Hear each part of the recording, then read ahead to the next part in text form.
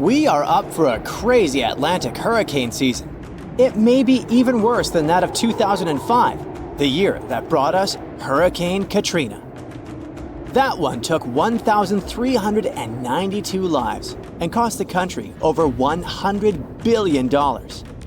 Experts predict there will be between 17 to 25 total named storms.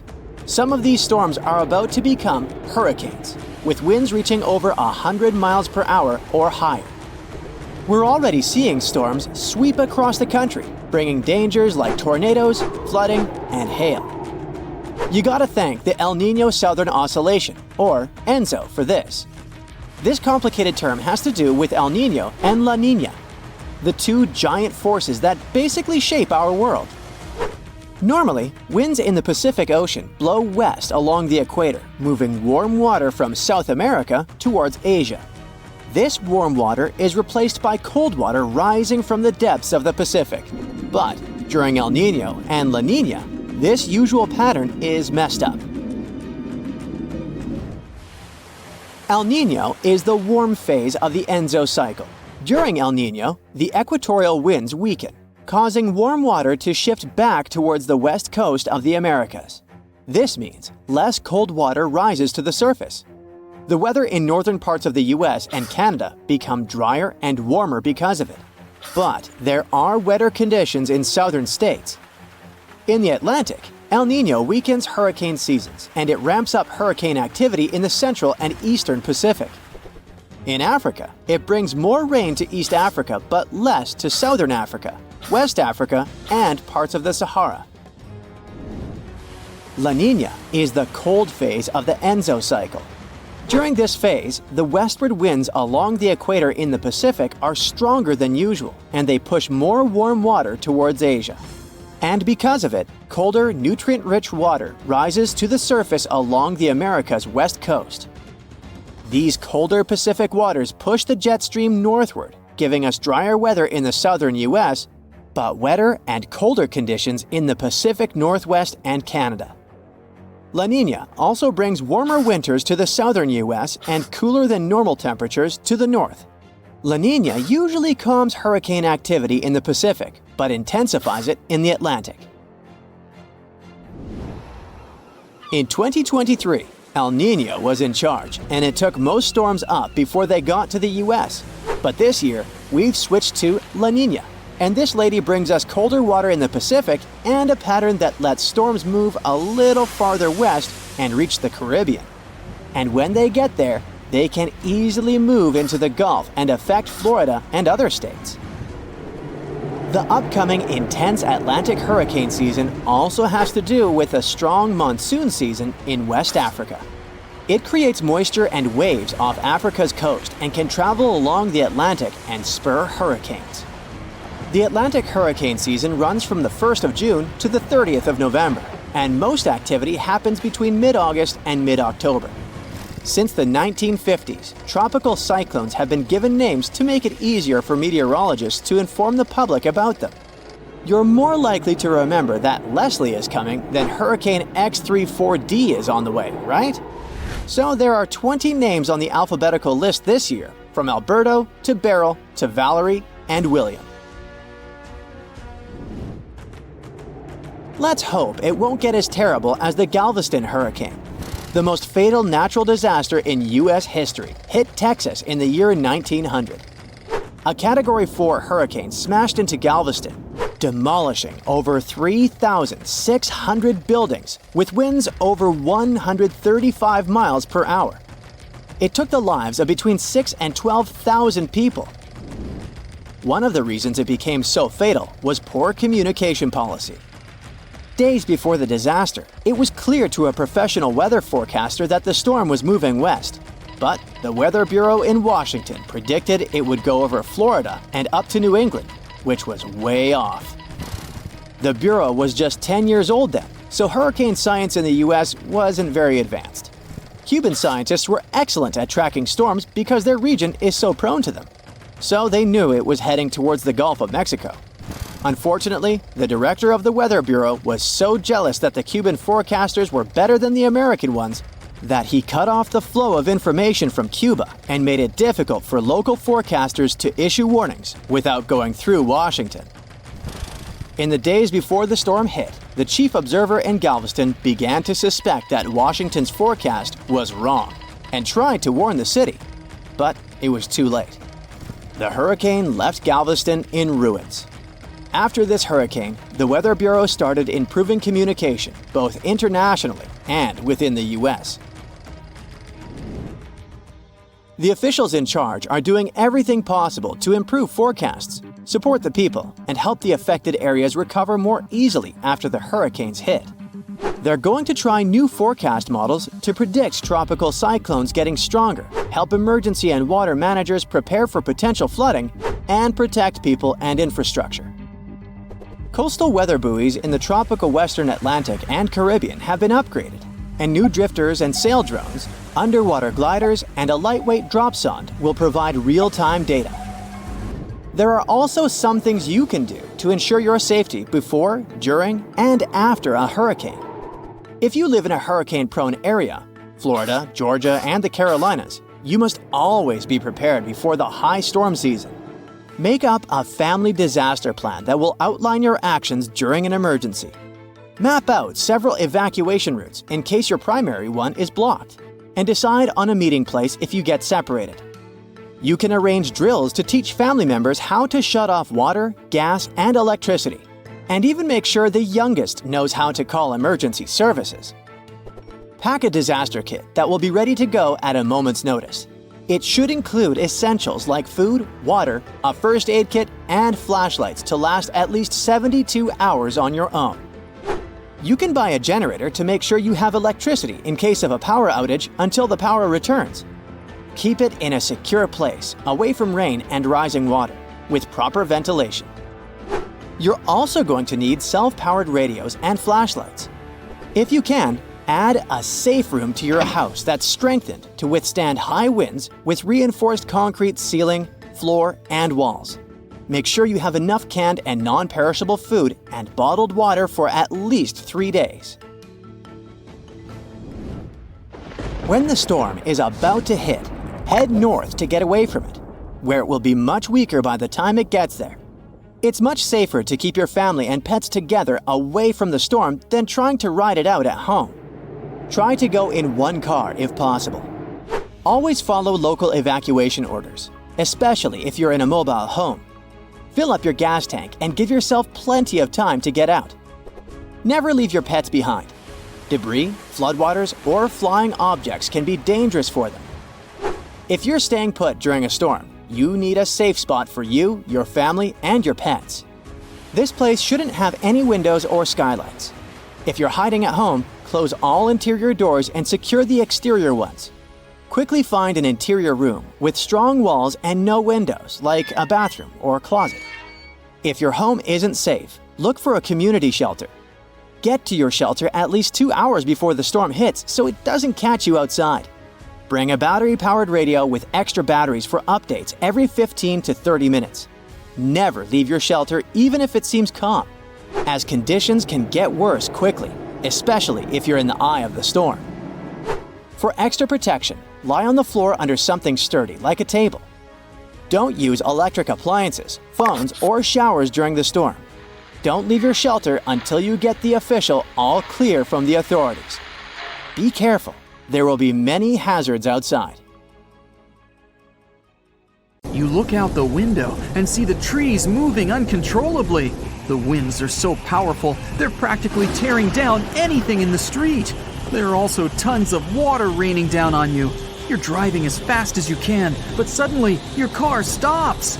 You've heard the terms typhoon, cyclone, and hurricane, but you most likely don't know how they're different. The official scientific term for all three of them is a tropical storm. While they're practically the same thing, and they form the same way, they're different depending on where they occur. Hurricanes are the ones that form over the Atlantic Ocean or the Eastern Pacific Ocean. Tropical cyclones act as giant engine turbines powered by warm, moist air and form only over warm bodies of ocean water near the equator. The warm and moist air surrounding the ocean rises and leaves low-pressure air close to the surface. In turn, the air below becomes moist and warm and also rises. The cycle goes on, with warm air pushing up and squeezing the low pressure near the surface, only to rise as warm, moist air. When the warm, moist air cools off, it forms clouds. These clouds create the tropical storms we all fear. The storms spin the same way as the Earth is rotating. So, storms to the south of the equator rotate clockwise, and storms north of the equator spin counterclockwise. The eye of the storm happens when the storm spins so fast that it actually becomes visibly clear in the center with low air pressure. But you'd have to look at it from above, which is super risky. Tropical storms normally move at around 39 miles per hour. Tropical cyclones are way faster, around 74 miles per hour. They're also known as hurricanes. If you're standing at the tip of the North or South Pole, the Earth's rotation will appear to stand still, even though the rest of the Earth is experiencing day and night like everyone else. In the poles, you have really long nights and days that last for months. Over at the equator, time moves along with the distance around the planet, which is around 25,000 miles long. The Coriolis effect makes wind patterns traveling long distances around Earth appear to move in a curve rather than a straight line. And because of the planet's unique shape, the speeds are different. It affects the Coriolis force and hurricanes as well. Because there's no curving of the object's path as measured relative to Earth's surface at the equator, the Coriolis force equals 0. A hurricane starter pack includes deep, warm ocean water. It all happens in the moist middle layers of the atmosphere, with a chilly atmosphere on top. It also takes some low wind and some surface disturbance. And it can stretch around 300 miles away from a large body of water where the center of a large hurricane is. The good thing is that hurricanes get weaker when they hit the land, because the warm water in the middle of the ocean isn't giving it the juice it needs to stay pumped. But it'll still carry a sustainable amount of damage with the strong winds and rain. In 1900, one of the biggest hurricanes struck near Central America and in the Gulf of Mexico. It then went as far as Florida and Texas, and is considered to be the most devastating hurricane in the United States' history. They first detected it on August 27th, and it lasted for many days. By the time it reached the Texas coast, the storm had turned into a Category 4 hurricane. Hurricanes are categorized on wind speed and intensity, using something called a Saffir-Simpson scale. There are 5 different categories from 1 to 5, with 1 being the weakest and 5 being the strongest. A Category 1 storm has winds moving at between 74 to 95 miles per hour. You can expect some trees to be uprooted and mobile homes destroyed. It can take out some home exterior and cause major power outages. Category 5 hurricanes speed up to over 155 miles per hour and leave nothing in their path. They can even wipe out some buildings right off their foundation. And because the winds are faster, there is more damage around its radius. Another thing to expect is lots and lots of flooding. The people of Galveston had less than 4 days to prepare for the arriving storm that even stretched out to Oklahoma and Kansas with 20-foot flash floods. The Great Hurricane then made its way to the Great Plains and turned towards the Great Lakes, New England, and reached southeastern Canada. The storm was so bad that more than 3,600 homes were damaged, even though they were sturdy enough to withstand the storm.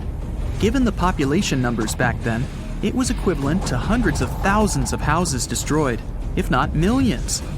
The total property damage was around $30 million then, which would be a lot more now because of inflation. After the devastating storm, the people of Galveston built a 3.5-mile seawall and raised the whole city level by as much as 16 feet. Eventually, they raised the seawalls to 10 miles, just in case. If a storm like the one in Galveston struck in modern times, there wouldn't be enough places for everyone to hide. The population has increased significantly all over the areas where the storm struck back in 1900. So, imagine yourself sitting in your car and getting the breaking news. It says a storm has just hit the Gulf of Mexico and east of it near Cuba. No biggie, since you're all the way in Texas. So you drive back home. There's plenty of people at gas stations and in supermarkets. The news now states that the storm will likely gain momentum and strike right where you live. Okay, now it's time to panic. You want to get some stuff to prepare for the incoming storm, but all the shelves are empty by now. Everyone is pushing and shoving like at a rock concert. You grab whatever you can find and make your way back to your car. You're lucky enough to purchase some extra gallons of gasoline, just in case. You drive from supermarket to supermarket to try and get some stuff, but you're out of luck. Finally, you find a place that still has some essentials. You start stocking up your shopping cart when the local news urges everyone to evacuate. You only have a matter of hours to leave. But you left your dog at home! You rush against the traffic to get there. Your entire neighborhood is completely empty. You fetch your precious pooch and grab some important things before leaving. There's just a little time left, and you can already start to feel the winds picking up and the ocean nearby. The news tells you the hurricane has already struck Florida. You get in the car, but it won't start. Since you were driving so fast, you didn't realize that you emptied your gas. Good thing you got those extra gas cans on the way. With half a tank, you can get out of your city and into a safe place where everyone is going. The winds are getting stronger. There's no way you're going to outrun this storm. There's no one in sight since they all left early. It starts raining heavily. You can see some trees swaying like crazy. Finally, you find something that looks like a large shelter. You reach it to find out that it's just an abandoned mall. And then, the worst happens. You realize you've been going in the wrong direction all this time. You get out of the car for a bit to stretch out and see which road to take. The winds are so strong that you go back to the car only to find out that your dog ran off. You can't find her anywhere. You drive around and call out her name, but she doesn't respond. You see her standing behind some bushes barking. You run down to her and discover that she has found a cool underground abandoned shelter. The winds have now reached a dangerous point where you can't drive anymore. You gather your stuff and head down. It's complete with everything and even has a bed. You can hear the winds and rain above you, but you're snuggled up with your dog. The next day, you get up and see that your car has been tossed over to another road, and there's not a single tree in sight. But hey, you can at least be happy you survived one of the strongest storms in the world. If you think you're safe from violent tornadoes because you aren't living in the tornado alley, you could be dangerously wrong. It's shifting to the east. It looks like we're about to see fewer single tornado days and more days with multiple powerful tornadoes. And because they're shifting into more populated areas, they could take more lives and ruin more homes. There isn't enough time to build infrastructure to protect everyone from this fast-moving danger. So the least you can do to save yourself is learn as much as you can about it. About 1,200 tornadoes hit the US every year. You gotta thank the unique geography that sets up the perfect conditions for it, especially in spring and summer. Winds from the Pacific drop moisture over the Rockies and become dry and cool as they move east. They collide with warm, humid air streams from the Gulf of Mexico over the flat terrain. And that's how unstable air and wind shear, which are the perfect conditions for tornadoes, are born. Historically, tornadoes were most common in Tornado Alley. This term was first used in the 1950s by two meteorologists as the title for their research project to study extreme weather in Texas and Oklahoma. Northeastern Texas and south-central Oklahoma are precisely the areas we think of when we talk about Tornado Alley. But in the past 10 years or so, it has shifted eastward by up to 500 miles. Now, eastern Missouri, Arkansas, western Tennessee, Kentucky, northern Mississippi, and Alabama see more tornadoes. The storms of early 2023 are great proof that this trend is real. A violent tornado hit Rolling Fork, Mississippi, and another outbreak caused huge damage in the new Tornado Alley. Data from the past 2 years shows that large tornado outbreaks with multiple twisters from a single weather system are also moving eastward and becoming more frequent and intense. The Tornado Alley is shifting eastward mainly because of supercells. Those strong thunderstorms with rotating updrafts create new tornadoes. Supercells form when warm, humid air near the ground interacts with cool, dry air higher up. You can say that we're living in the middle of a natural experiment. We see changes in the basic ingredients for severe storms. But we don't know how significant these changes are. Experts predict that supercell storms will become more frequent in the late winter and early spring and less common in the late summer and fall. The air in recent years is getting warmer and moister, and the interactions between air masses more and more common. Experts explain that the atmosphere is becoming more unstable and the Gulf of Mexico sends more water vapor into the southeastern U.S. All these factors fuel the storms. Research also shows that the so-called dry line, which divides the wetter eastern U.S. from the drier western U.S., is shifting eastward too. This line has traditionally fallen along the 100th meridian, but has moved about 140 miles east since the late 1800s. This shift can affect where storms form, as the dry line works as a boundary for convection, where warm air rises and cold air sinks, fueling storms. Milder winters we've seen recently also mean more opportunities for unstable air masses to interact and form supercells earlier in the year. It's tricky to predict how the situation will change and how dangerous it is, because we don't have that much data on how weather patterns affect such short-lived events as tornadoes. The U.S. National Weather Service only began keeping tornado records in 1950, and they didn't catch many tornadoes in remote areas. Data shows that the number of days with tornadoes each year has decreased, but there's more tornado activity on those days when they do occur. The records also show that some years, tornadoes take the lives of up to 20 people across the U.S., and in other years, they take over 100 lives. But now, there are more people living in the paths of tornadoes because the U.S. population has more than doubled since 1950. And the Southeast, where tornado activity could go up, has way more residents now. Texas and Oklahoma are well prepared with tornado shelters, but areas in the Southeast are less equipped. Plus, there are many mobile homes in the Southeast which are vulnerable to windstorms. Tornadoes in this region often strike at night, and they are 2.5 times more likely to cause fatalities. We could possibly have more events like the 2008 Super Tuesday tornado outbreak. It hit the southern U.S. and lower Ohio Valley, and over just 15 hours, 87 tornadoes rushed through the area and caused massive trouble. 57 people lost their lives across 4 states and 18 counties, and many others were injured. The tornadoes were fueled by strong low-pressure systems that brought record warmth. There were supercells and rotating winds that produced these violent tornadoes. Early on February 5th, a squall line developed from eastern Texas to Missouri and moved east. One of the most intense tornadoes traveled 122 miles over 2 hours. By the early morning of February 6th, the severe weather threat shifted to the eastern U.S. It caused wind damage as the cold moved out to the Atlantic, with snow and freezing rain from Iowa to Quebec. It ruined many homes and even swept some of them from their foundation, made mobile homes fly, blew many vehicles and tractor trailers off Interstate 40, and threw some cars on trees. There were wind gusts over 50 miles an hour from Arkansas to Indiana, hail the size of softballs, toppled trees, and power outages everywhere.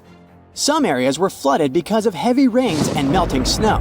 All this led to over 1,000 flight cancellations at Chicago's O'Hare and disruptions at Toronto's airport. The data from scientists can help new areas of the U.S. prepare for more tornadoes coming their way. The people in authority will also need to improve community shelters and warning systems and educate the locals on tornado safety. You can also get prepared by learning 3 basic rules: get in, get down, and cover up. When you hear the warning for an upcoming tornado, get into the most interior room in your house and stay away from doors and windows. If you have a basement or an underground tornado shelter, hide there. If not, just be on the lowest floor possible. You can use whatever's at hand to protect yourself from debris. Clothing, pillows, blankets, a mattress, or a bulky table. Anything will do. There's a tip that says that the bathroom is the safest place to hide. It makes sense because those are mostly right in the center of homes. In March 2023, a man and his girlfriend in Rolling Fork, Mississippi survived a tornado in their bathtub. It got thrown into the air but landed safely amid the wreckage of their mobile home. but there's actually nothing extra safe about being in a bathtub with a mattress. Closets and walk-in showers that are deep inside the building can also offer good protection. Don't use elevators. You can get trapped inside if there's a power outage. Stay in your shelter until you're sure the tornado threat is over. If you can, listen for updates from the National Weather Service, local radio, or TV. Multiple tornadoes can hit the same area, so it might not be safe to leave even after one has passed. When you do leave your shelter, be very careful. There could be flooding, debris, collapsing buildings, and blocked roads.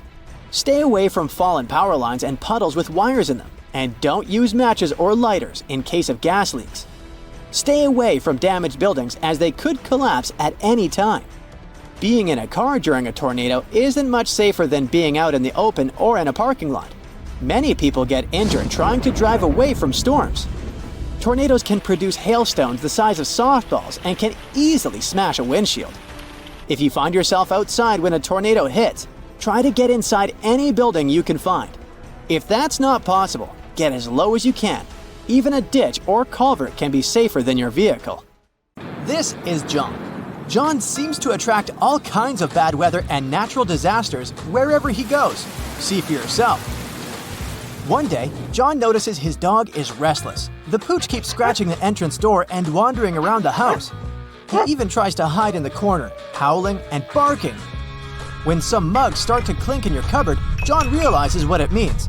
The noise is produced by foreshocks, mini earthquakes leading up to the main event. Earthquakes often happen in clusters. After a few weak quakes, a much bigger one is likely to be on the way. Sometime before the disaster strikes, people might notice bizarre blue lights. Some of them seem to be coming out of the ground. Others are hovering in the air. These are earthquake lights.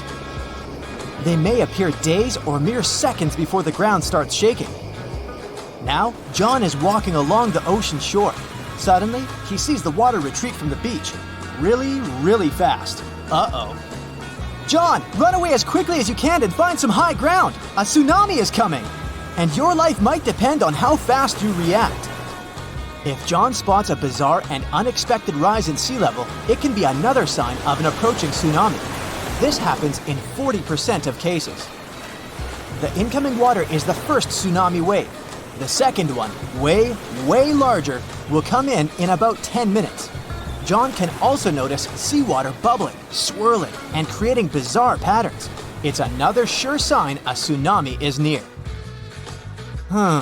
John feels there's something strange about the sun. Through his special super dark sunglasses, he sees that there's some uneven flares around the star's contour. If these bizarre rays are accompanied by auroras all over the world, they're a sign of a solar storm. Such storms are usually caused by disturbances in the sun's magnetic field. In this case, the bursts of gas and radiation on the surface of the sun get so massive and powerful that they can even reach our planet. Luckily, solar storms aren't really dangerous for people, but they can mess with electricity and even cause blackouts. The sky over John's head is darkening and turning ominously green.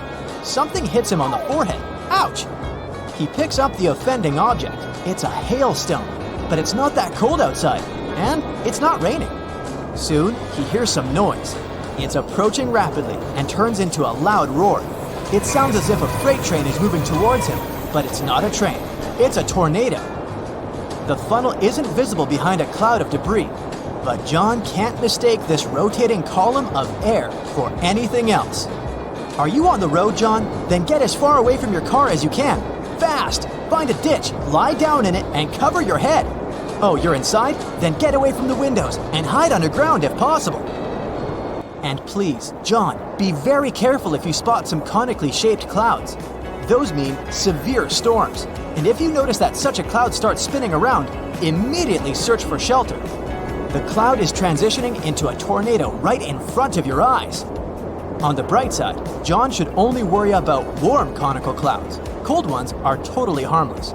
The only problem is to figure out the temperature of the cloud he sees. Duh! Ah, look, John just spotted some weirdly shaped trees. They look like the letter J and grow on a slope. It means the ground under John's feet is likely to be unstable. If he keeps wandering around, it can cause a bad landslide. Square waves appear when two different wave patterns crash into each other.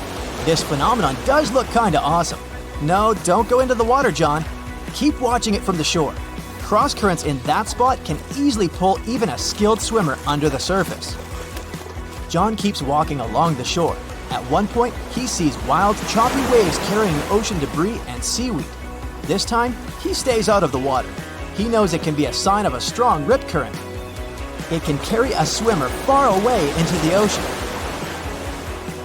How about a walk in the park? John likes this idea. The sun is shining and the sky is so blue and beautiful. Suddenly, he spots a rapidly growing vertical cloud. At first, it looks bright white. But as it approaches, alarmingly fast, it becomes dense and inky. The sky is darkening. It's getting windy. That's when the guy notices that his hair stands on end. It's his cue that he's about to get hit by lightning. At this very moment, positive charges are rising through his body. They're reaching towards the negatively charged part of the storm. If he doesn't react fast, these charges will meet. There's nowhere to hide, so John should crouch down and try to make himself smaller than the objects around him. Oh no, John, don't lie down on the ground. It may be damp and thus a great conductor of electricity. There are other signs that scream danger during a lightning storm. John's palms may begin to sweat. He might hear bizarre crackling and buzzing sounds coming from metal objects nearby. His skin can start tingling. There might be a strange metallic taste in his mouth. Plus, John is likely to smell chlorine. That's how ozone smells. Electrical charges split the molecules of nitrogen and oxygen, which are the main gases making up the atmosphere, into separate atoms. When these atoms come together again, some of them produce molecules made up of 3 oxygen atoms. That's ozone. We can smell it during a thunderstorm because downdrafts bring this gas from high altitudes to your level. Some bugs can feel a storm coming. They get ready for a natural disaster by freezing. So, when John notices that insects around him look drowsy, he knows to get ready. Oh, and bees can predict heavy rainstorms. These critters begin to work much harder the day before it starts raining. While walking next to the river during a period of heavy rains, John hears a roaring sound. He feels paralyzed with fear. It's likely to be a flash flood moving in his direction. Indeed, he soon sees debris coming down with the flow. The water is rapidly changing its color, becoming muddier and darker. Flash floods are very, very dangerous. Take care of your safety immediately, John. Another day, John sees a spectacular wall cloud. It seems to be stretching for up to 5 miles. In the best case scenario, it's just a severe storm coming. But if the wall cloud begins to move in a circle, it's a sure sign of a tornado. John is walking across a snowfield in the mountains, listening to the sounds the ice under his feet makes. The noise is kinda hollow.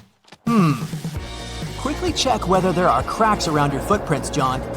If so, the chances are an avalanche is about to happen. Soon, John sees an avalanche moving in his direction. He does his best to get off the slope. In most cases, he could probably outrun it by heading downhill and then veering sideways, but not this time. He realizes he doesn't have enough time and heads for the nearest tree.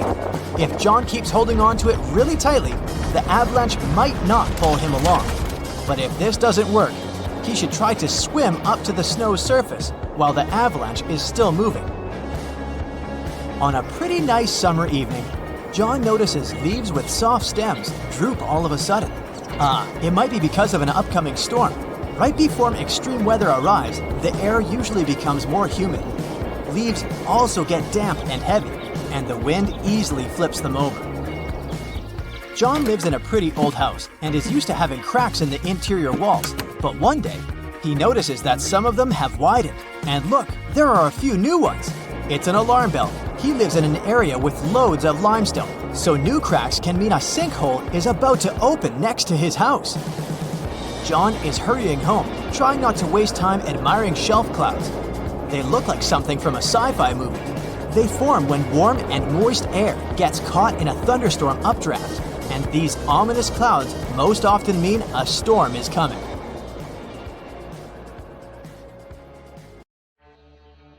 Our planet has known terrible floods, powerful tornadoes, destructive hurricanes. Those dangerous natural disasters are familiar to us. Just picture this. Winds howling through the atmosphere at about 500 miles per hour, and they can stick around for weeks. These insane winds have the potential to damage the ozone layer, making our Earth a hostile place for life. It's not some wild Netflix dystopia. These are real-life hypercanes. A hypercane is a hypothetical extreme tropical cyclone the likes of which we've never known. To kick off a cyclone, the sea surface temps have to hit around 122 degrees Fahrenheit, basically hot enough to sear a rare steak. It's tough to imagine, especially since that's nearly 22 degrees hotter than the highest ocean temperature ever recorded. Yep, the hottest ocean water ever was recorded in Kuwait in July 2020. What could cause such a serious increase in temperature? A powerful comet or asteroid impact, an eruption of a supervolcano, or a large underwater eruption. There's even a theory that a series of hypercanes could have sped up the demise of non-avian dinos after the infamous asteroid impact. An important difference between a hypercane and any present-day hurricane is that a hypercane would rise as far as the upper stratosphere.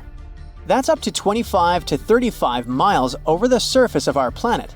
Meanwhile, present-day hurricanes only go as high as the lower stratosphere, up to 6 miles above Earth. It would make a dramatic, catastrophic difference, but we'll talk more about it later. Hypercanes could gust to 600 miles per hour.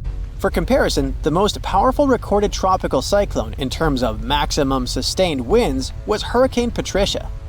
At its peak, it reached a speed of 215 miles per hour.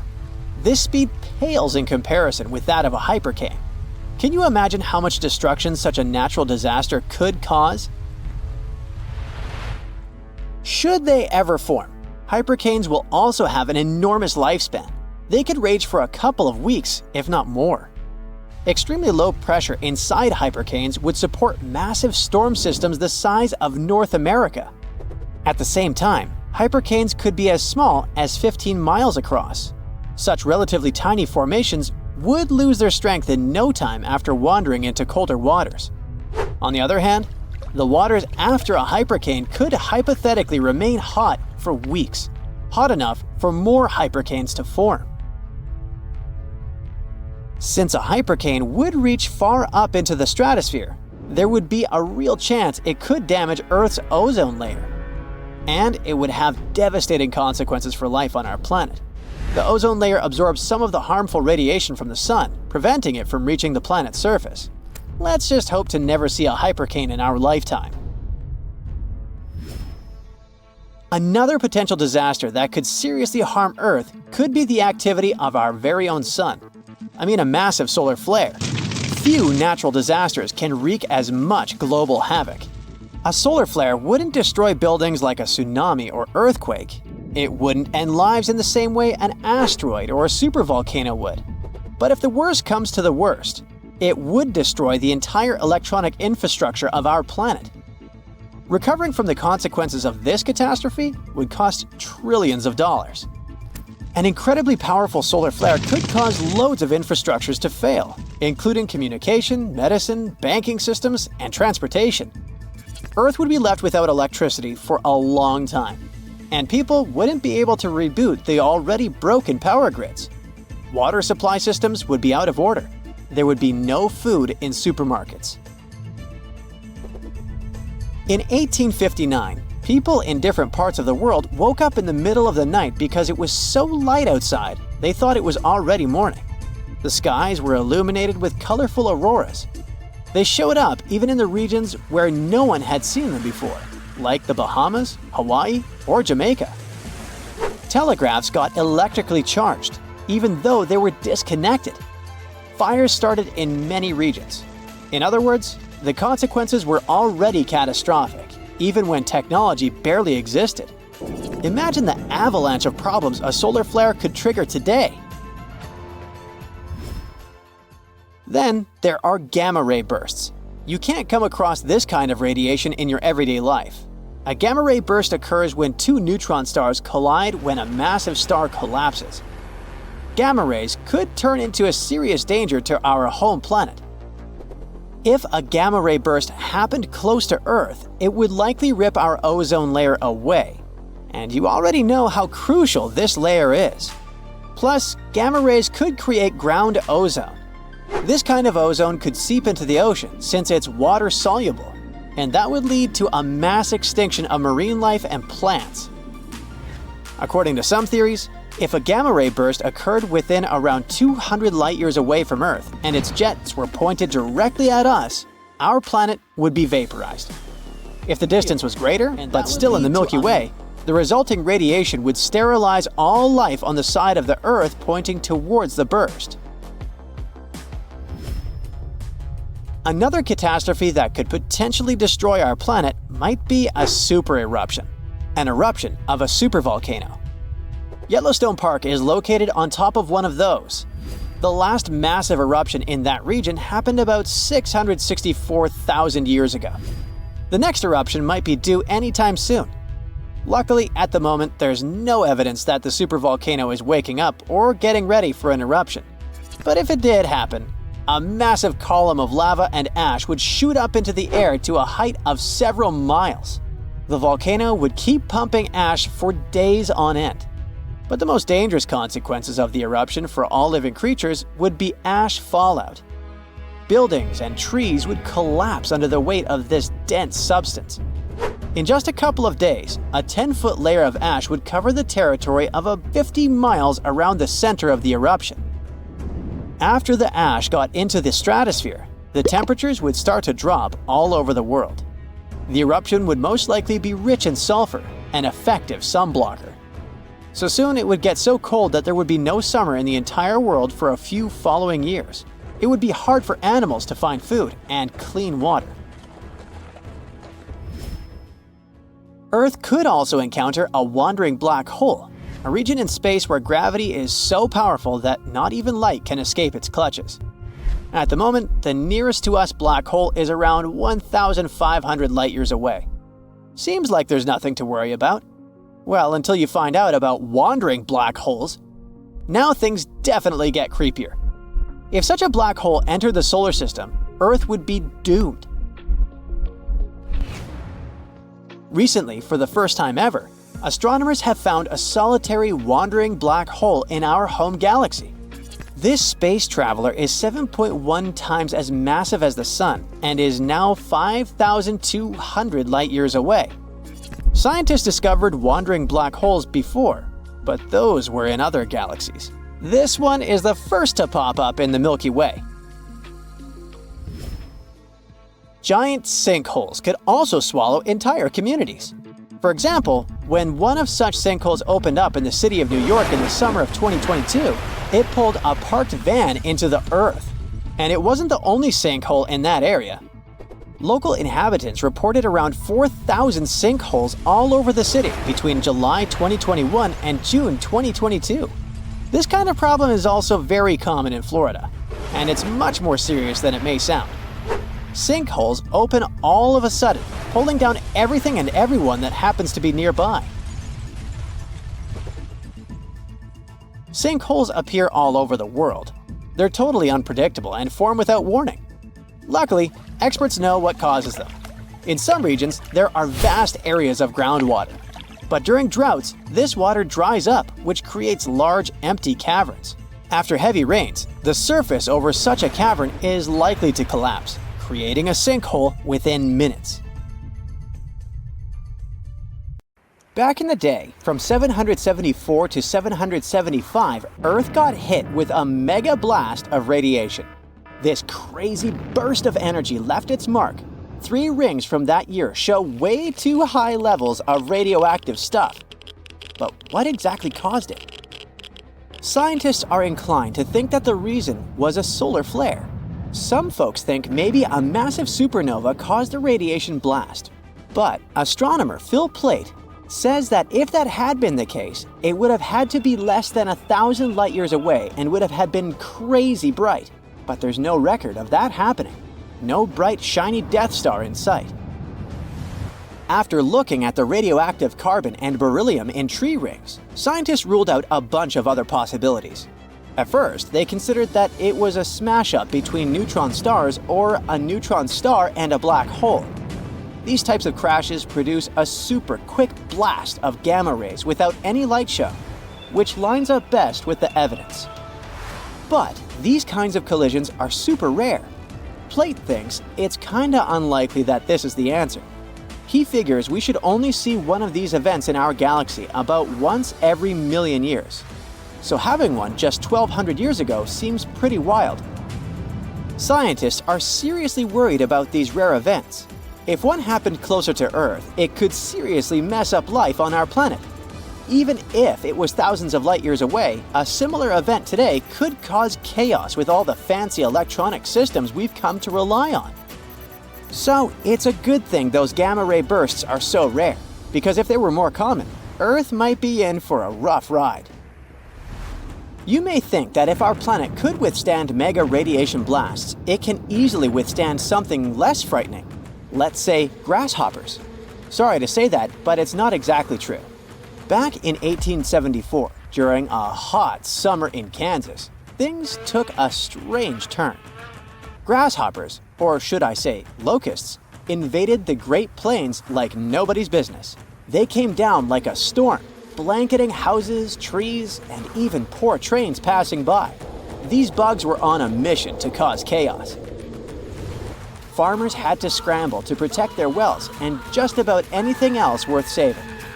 Locusts landed everywhere, wreaking havoc on everything in sight. Even poor sheep lost their wool. Locusts even stripped paint off wagons and handles off pitchforks. This is how destructive they were. Livestock tried to fight back by eating them, but there were just too many of these insects. That year, those critters caused about $200 million in crop damage. The locust invasion was so tough, even the US Army stepped in to help. In the end, locusts began to disappear, sparing the plains from further devastation. Natural disasters can be even more unexpected than radiation blasts from space and locust invasions. Check this out. Back in June 2017, a reindeer herder up in northwest Siberia was minding their own business when they suddenly heard a crazy loud blast and saw smoke shooting up from the ground. If that happened to me, I'd need to change my pants. Sorry. Later on, they found this huge hole that was like 23 feet wide and nearly 65 feet deep and was surrounded by chunks of ice and dirt. It turned out that there were over 17 such black holes in the area. They were filled with peaty water and shrouded in mystery. Some folks thought those were sinkholes. Others were sure they were left by top-secret device tests or even a bunch of meteorites. Now, the latest idea is that these holes are actually craters caused by the Arctic warming up and melting the frozen ground. The theory states that as the ground thaws, gas pockets trapped beneath the surface burst through, creating such dramatic holes. Apparently, these eerie craters have been showing up in specific spots in Siberia where ancient geological faults have been leaking out hot natural gas for ages. Combine that with some leftover methane from old lake sediments, and you've got a recipe for some explosive surprises as the planet heats up. Not scared yet? All right, maybe you're afraid of darkness, huh? If so, you wouldn't like it back in 536. It's the year when the world went through a crazy 18-month period of darkness. A mysterious fog covered Europe, the Middle East, and parts of Asia, blocking out the sun and causing chaos. It was like the Dark Ages, but for real. It turns out that the main culprit behind this fog was a volcanic eruption in Iceland. This eruption spread ash across the northern hemisphere, causing temperatures to drop and crops to fail. People were freezing and starving. It was a mess. Historians from back in the day even talked about how weird it was. The sun looked like the moon, summers were freezing cold, and even China had summer snow. It was all because of the volcanic ash blocking out the sun. And to make things even worse, this period of darkness sparked the beginning of the bubonic plague in 541. Talk about a rough time to be alive. Let's go back to Siberia real quick.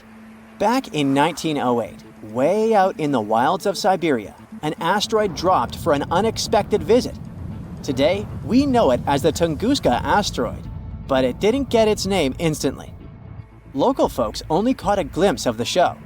A bright fireball streaking across the sky, followed by a massive boom. Trees went flying, fires blazed, and animals weren't too happy about it either. But since the area was so remote, not many folks took notice. For almost 2 decades, nobody bothered to check out the Tunguska site. People had too much on their plates back then. But then, scientists finally made it out there and found evidence of the asteroid's shenanigans. Later in expeditions, they found some spacey microparticles. Fast forward to now, and NASA has a whole planetary defense thing going on. They even sent a mission to test out asteroid deflecting tech.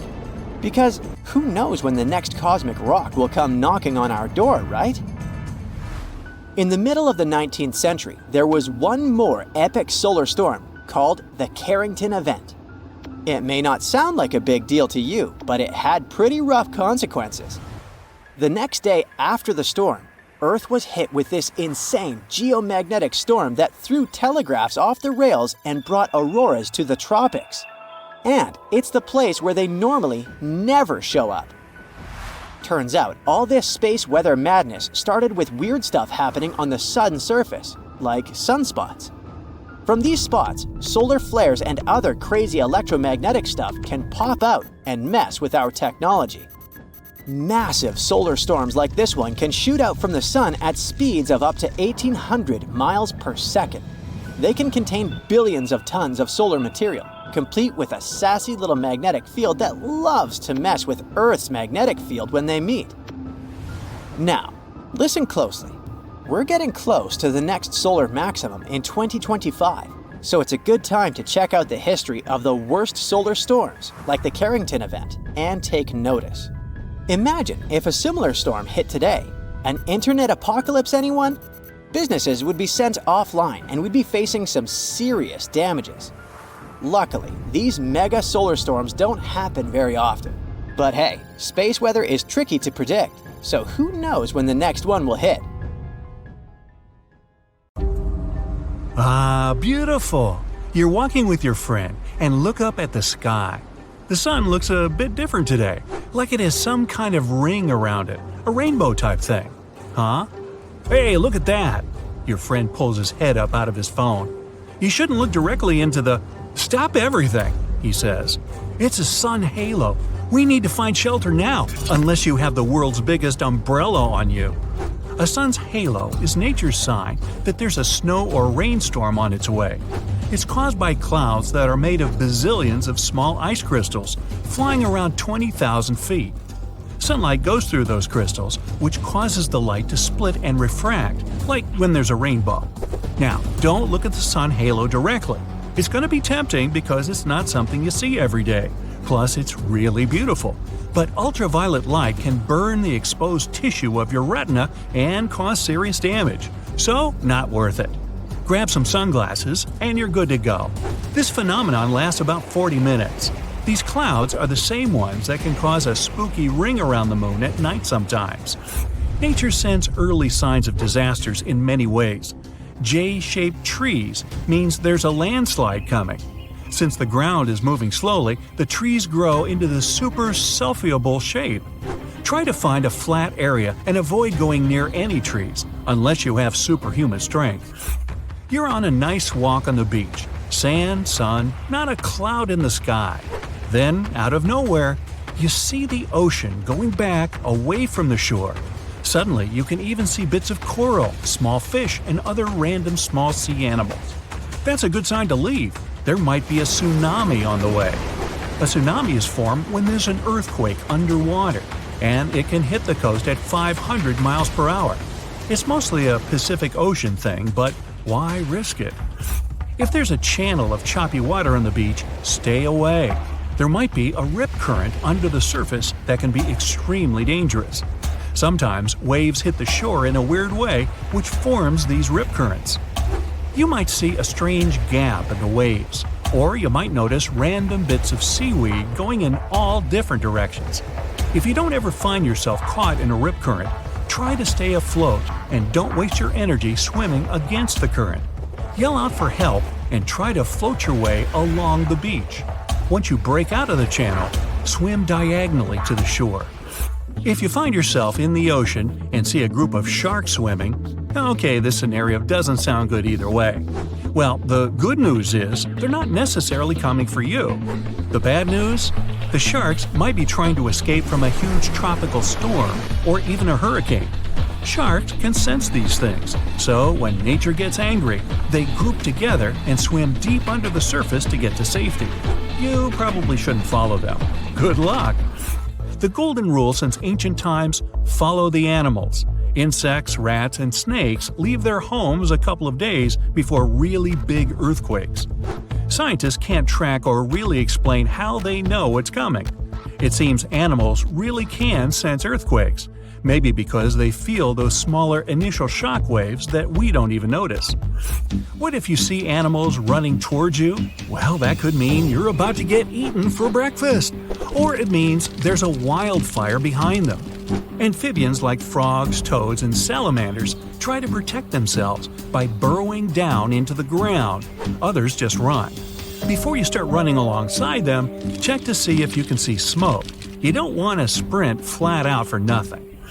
Well, it's not just animals. We can spot warning signs too. For example, if you notice your hair suddenly starts to stand on end and your jewelry starts to buzz, take shelter right away. Lightning might be about to strike somewhere nearby. If you're outside and can't run into a house, make sure not to stand near any tall structures. Lie flat on the ground. Be near water. Seek shelter under an isolated tree or stand in an open space. And don't stand on top of the Empire State Building. That thing gets zapped hundreds of times a year. Do you like skiing? It's all fun and games until all you can see is white. Avalanches can move up to 80 miles an hour, so watch for some warning signs. Does it feel hollow when you walk in the snow? Are there cracks around your feet? Can you see a huge avalanche coming? Time to go! Sometimes a storm mixes its blue light with the red light from the sun, and you get a pretty impressive green.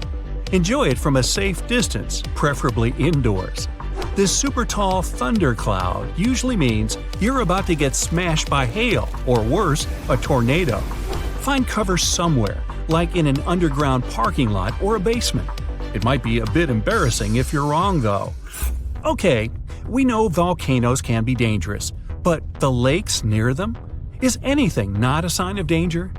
Lakes that are near something boiling hot that never cools, so volcanoes, are like wildly shaken soda cans, just about to burst. The magma that's underground actually pushes carbon dioxide into the bottom of the lake, and that gas stays there, waiting. Then, even something boring like rain can disturb the lake a little too much and bam! Or boom! You get the picture. Diving, swimming, snorkeling, the sea can be amazing, but it's pretty unpredictable. When two wave currents run into each other, they can create a cross sea. It looks pretty cool from far away, but it can be really dangerous for swimmers, surfers, or even ships. There's a strong current roaming around under the surface. You're walking on the beach, apparently every good story starts like this, and all of a sudden, ooh, a cave. How cool is this?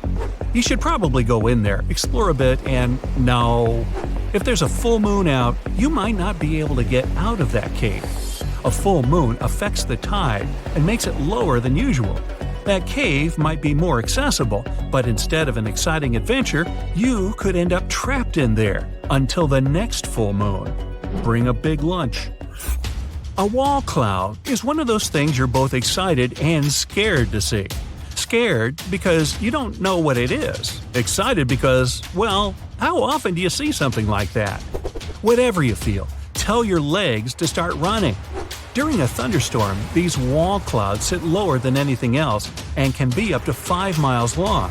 And if they start spinning, well, Dorothy ended up in Oz. Who knows where you'll end up? It's 2009 in Italy. A man was hanging out in his kitchen. Then he saw some flickering lights. He knew just what to do. He moved his family to a safe place. A couple of seconds later, a massive earthquake hit the whole region. His family survived thanks to his quick reaction. He knew these flickering lights were actually a sign of an upcoming earthquake. People have been seeing these mysterious lights for ages. Some thought it was some kind of sign coming from space. Scientists never used to take them seriously, but after the invention of photography, more and more evidence of these strange lights appeared. Soon, they realized the connection. The lights appear, and pretty soon, the earthquake hits. After a bit of digging around, they actually found some records of these earthquake lights from hundreds of years ago. There were bluish flames coming out of the ground right before an earthquake. Ooh, creepy. Oh, ocean, come on, not you again. Okay, but just one more. If you see the oceans turned all reddish-brown, don't go in the water or anywhere near it. This red tide is caused by toxic algae and is something you can find all over the world. That toxic algae can be there even if the ocean's a normal color. Getting that stuff all over you can cause some health issues. Rinse yourself off in fresh water as fast as you can. You know, they even wrote a holiday song about it. Algae home for Christmas. No, really. Look at this ominous dark cloud. Is it rotating? What on earth is happening here? What you see is called a supercell. It's a storm, often a thunderstorm, that contains an updraft rotating about a vertical axis. That's why they're also called rotating thunderstorms. There are actually 4 types of thunderstorms: single cell, multicell, squall line, and supercell. Out of them all, supercells are the rarest and the most severe. They're typically isolated from other thunderstorms and last for 2 to 4 hours. Supercells are very common for the Great Plains of the United States, in particular, the area known as Tornado Alley. But they can occur in other parts of the world too. For example, in Europe, Argentina, Uruguay, and southern Brazil. These storms can be any size, large and small, high or low topped. Supercells are also associated with the most severe tornadoes, even though not every supercell can create one. These storms usually produce great amounts of torrential rainfall and hail, and are accompanied by powerful winds and downbursts. Downbursts are powerful winds that come down from a thunderstorm. Once they hit the ground, they spread out very quickly. These winds are dangerous since they can cause a lot of damage. Even though they're often confused with tornadoes, downbursts are a totally different phenomenon. Let's have a look at how a downburst forms. At the beginning of a thunderstorm, there's a powerful updraft. That's why the cloud grows vertically, and hailstones and raindrops start forming inside. The storm matures, and the updraft keeps feeding the cloud with unstable, moist air. Hailstones and raindrops are now big and heavy enough to fall to the ground. But sometimes, the updraft is so strong that it suspends huge amounts of hail and rain in the upper part and the center of the storm. But let's say some dry air gets into the middle and lower parts of the storm. It can cause a downburst. When it happens, all that amount of rain and hail from the upper part of the storm dashes toward the ground, dragging along a lot of air. All this mass gains speed, and when the downburst eventually reaches the ground, it's like a stream of water coming out of a faucet and hitting the sink. It spreads in all directions at an incredible speed, sometimes more than 100 miles per hour. But what you might most likely come across is called a microburst. It means that those terrible winds are confined to an area smaller than 2.5 miles across. While speaking about tornadoes, I can't but mention volcanic tornadoes. They're possibly one of the scariest natural phenomena. When a volcano erupts, it throws hot rock and ash high into the atmosphere. As for lava pieces and hot gases, they travel down the volcano's slope. When this flow is moving down, some of the gases trapped inside begin to rise and spin at the same time. They get squeezed by the surrounding air, which makes them spin faster and faster. That's how a volcanic tornado gets born. On the bright side, this phenomenon has a very short lifespan. If you ever see a tight burning column of air, that's a fire tornado, a creepy combination of whirlwind sounds and scorching inferno. This phenomenon is also called a fire twister or fire whirl. This dangerous natural phenomenon mostly occurs during wildfires. While burning, such fires create a big area of boiling hot air just above the ground. And when this scorching air gets mixed with the cooler air higher up, it results in a whirlwind that churns up burning debris and flames. The most powerful firenados can stretch hundreds of feet into the sky. Another dangerous natural phenomenon is called a snow squall. If you get caught in a snow squall while driving, you won't find a safe place on a highway, because this is an intense, but thankfully pretty short, period of heavy snowfall that comes along with powerful gusty winds, and sometimes even lightning. People have known about this phenomenon for quite some time, but the term itself, as well as the warning associated with this danger, appeared only in 2018. Another danger of snow squalls is something called a flash freeze. Come to think of it, it makes sense. Rapidly dropping temperatures and freshly fallen snow glaze highways very fast. This makes controlling your car almost impossible. The next curious phenomenon I'm going to talk about happens extremely rarely and is still poorly understood. It's usually not something big and turbulent. Dust devils can be tiny and vanish within minutes. They've got lots of names: whirlwinds, dusters, and sand spouts. Dust devils look like funnels of sand spiraling upward from the ground. But unlike their terrifying relatives, tornadoes, these babies are normally nothing to worry about. And still, according to the definition, dust devils fall in the same category as hurricanes and tornadoes. All three natural phenomena feature a column of air kind of spinning around an invisible pole.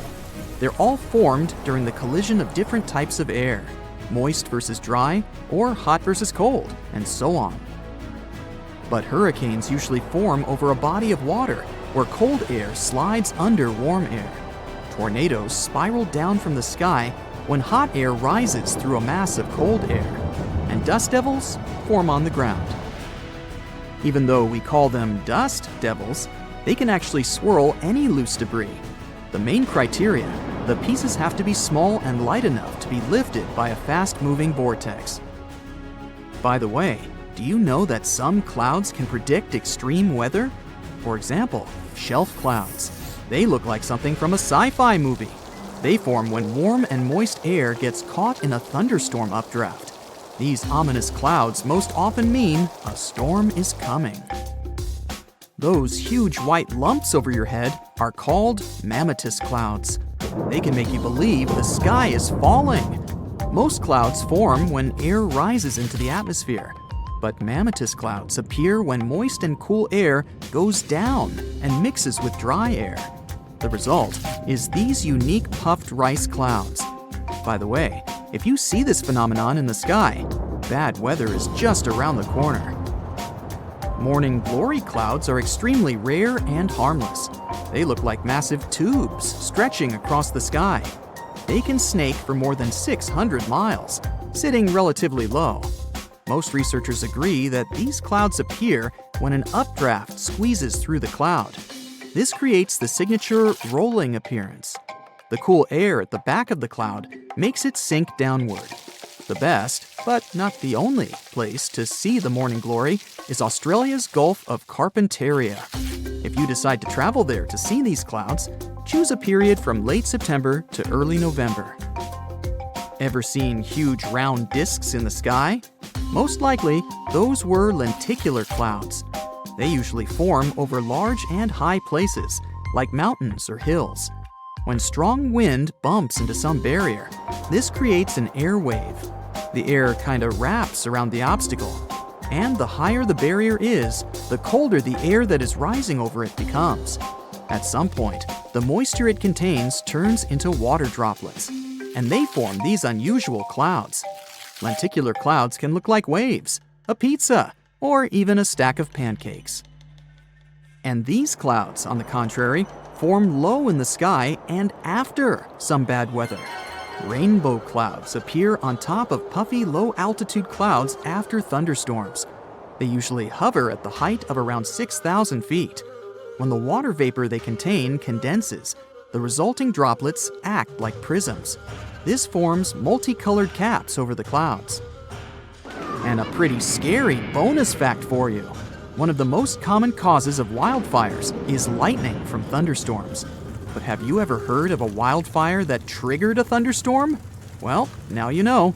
It happened on May 11, 2018, not far from Amarillo, Texas. Then, the super powerful Mallard Fire not only created a massive dense cloud high in the air, but its heat also caused a violent thunderstorm that later dumped tons of quarter-sized hailstones 60 miles away in Wheeler County, Texas. Ah, a purple sunset. You must have seen one of those at least once in your life. Normally, it's nothing ominous and has to do with the way light travels. The light that the sun produces is white. When it goes through a prism, you see light waves of different colors, from red and orange to blue, green, and indigo. Light normally travels in a straight line if there's no obstacle in its way. The shorter light waves, including blues and purples, are scattered easier when they meet with those obstacles, like molecules and aerosols in the atmosphere. Because the sun is low on the horizon at sunset and sunrise, its light has to pass through more molecules that scatter the violet and blue light. The colors that your eyes pick up, then, are yellow, orange, and red. But with the right conditions, you can see the gorgeous purple sky.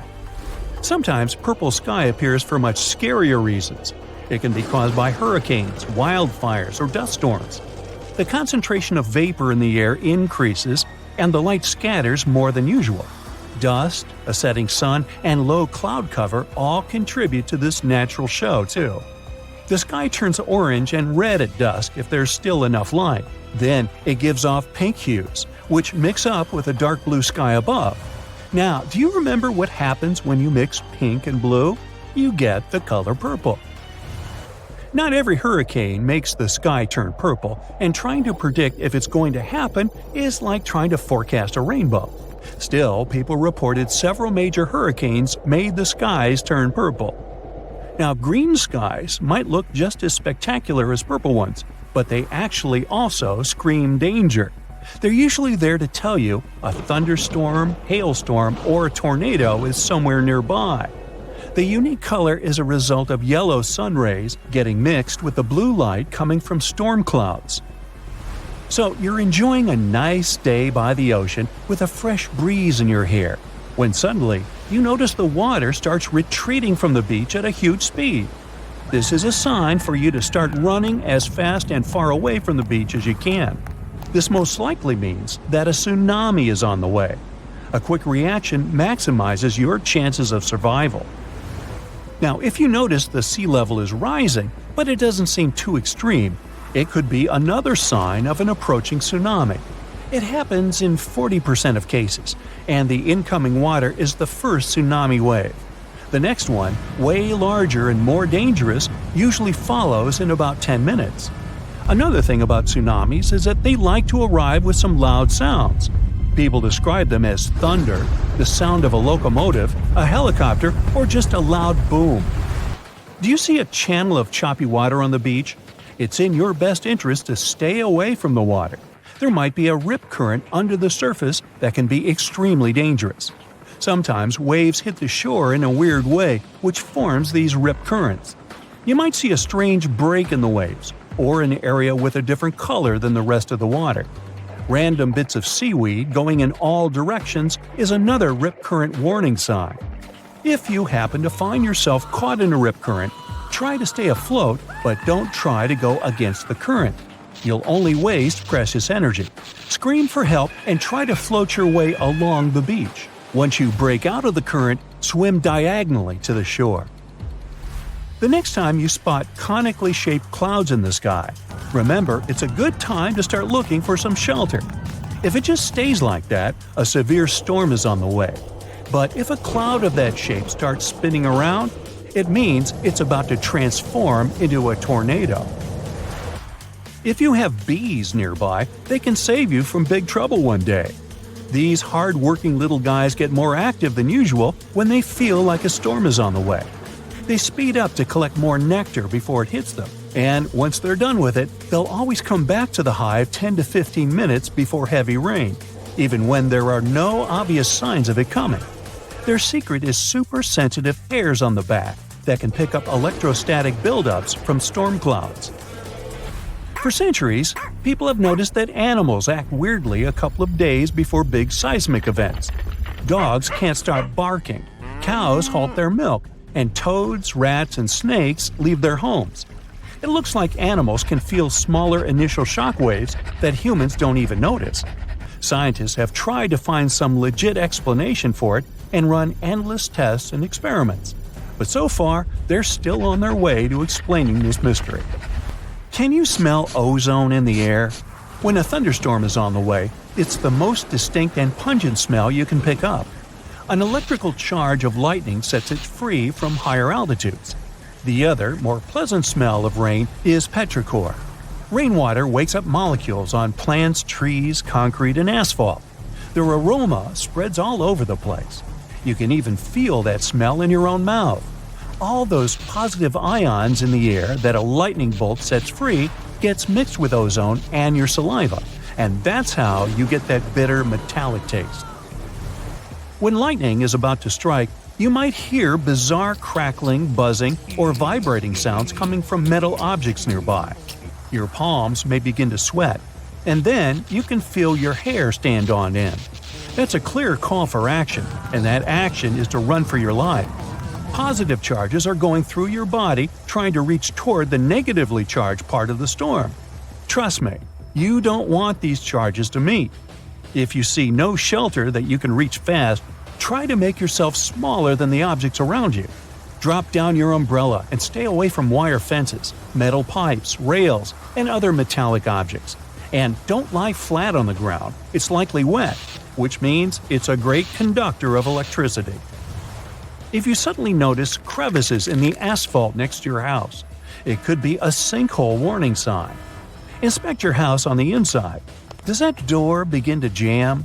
Or maybe there's a gap where the walls meet the ceiling. Uneven kitchen cabinets and drawers, slanted floors, stairs that begin to slope, water leaking after every rain, and displaced moldings are all signs that a sinkhole is about to open.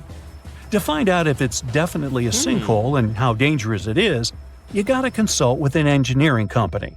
If you find a sinkhole that's already there, you gotta stay away from the sinkhole area. Fence or rope it off to make it less dangerous for others. You'll need professional help to fix it. Some volcanoes scream when they're about to erupt. Small earthquakes, which often happen before, produce a hum. It's mostly non-audible to human ears, but sometimes it reaches a frequency that lets you hear it as a strange rumbling or hissing sound coming from the ground. This noise is known as a harmonic tremor. With some volcanoes, it's the sound of magma bubbles vibrating when they're going through crevices in the crust of the earth. But it's not always like this. If scientists manage to understand what exactly causes these volcanic screams, they could create a limited early warning system for volcanic eruptions. If you're out in the wild, pay attention to the water in creeks, streams, and rivers. If its level is quickly falling, even if it's raining, this might be a sign of a nearing landslide. And if you hear a faint rumbling noise or unusual sounds, like boulders knocking together, it could mean debris is on its way to you. It's a sign to head to safety immediately, like right now. Well, this happened in June 2009. People in certain areas in Japan left their homes after a heavy downpour, only to find fish, frogs, and tadpoles everywhere. Fields, roads, lawns, rooftops were littered with these aquatic creatures. One man was shocked to see 13 carp on and around his truck. Apparently, he stopped to count them. No one knows for sure where the bizarre rain came from, but the most popular theory claims that a powerful waterspout picked up all these creatures. Then it carried them through the upper atmosphere and dropped the animals on the unsuspecting people below. Shelf clouds look like something from a sci-fi movie. They form when warm and moist air gets caught in a thunderstorm updraft. These ominous clouds most often mean a storm is coming. Breathtaking rainbow clouds appear on top of cotton-like puffy clouds after thunderstorms. The puffy clouds are low-altitude ones. They usually hover at a height of around 6,000 feet. When the water vapor they contain condenses, the resulting droplets act like prisms. This forms multicolored caps over the clouds. Morning glory clouds are extremely rare. They look like massive tubes stretching across the sky. They can snake for more than 600 miles, sitting relatively low. Most researchers agree that these clouds appear when an updraft squeezes through the cloud. This creates the signature rolling appearance. The cool air at the back of the cloud makes it sink downward. The best, but not the only place to see morning glory, is Australia's Gulf of Carpentaria. If you decide to travel there to see these clouds, choose a period from late September to early November. It was 2012 when the sky turned first ominous dark, then yellow. After that, blue gelatinous balls started to fall to the ground. A man from the UK found these balls outside during a hailstorm. He was walking to his garage when he spotted something unusually bright among the whitish hailstones. When researchers examined this jelly rain, they found out the balls were made from the substance used in diapers or potting soil. It's used to absorb liquid. It's still unclear whether the balls fell from the sky, or maybe the melting ice made a few already existing crystals expand in the blink of an eye. Huge white lumps over your head are called mammatus clouds. They can make you believe the sky is falling. Most clouds form when the air rises into the atmosphere, but not mammatus ones. They appear when moist and cool air goes down and mixes with dry air. The result? Unique puffed rice clouds. By the way, if you spot this phenomenon, bad weather is just around the corner. Whoa, mama! Colorful nacreous clouds occur extremely high in the atmosphere. I mean, twice as high as a commercial airplane's cruising altitude. The air at such heights is extremely dry and cold. Ice crystals in nacreous clouds are much smaller than those that form more common clouds. They scatter light in a different way. And this gives the clouds their mother-of-pearl appearance. Blood rain looks more terrifying than any horror movie. But in reality, there's nothing strange or unnatural about this weather phenomenon. People have known about such scarlet-tinted rains since the time of ancient Rome.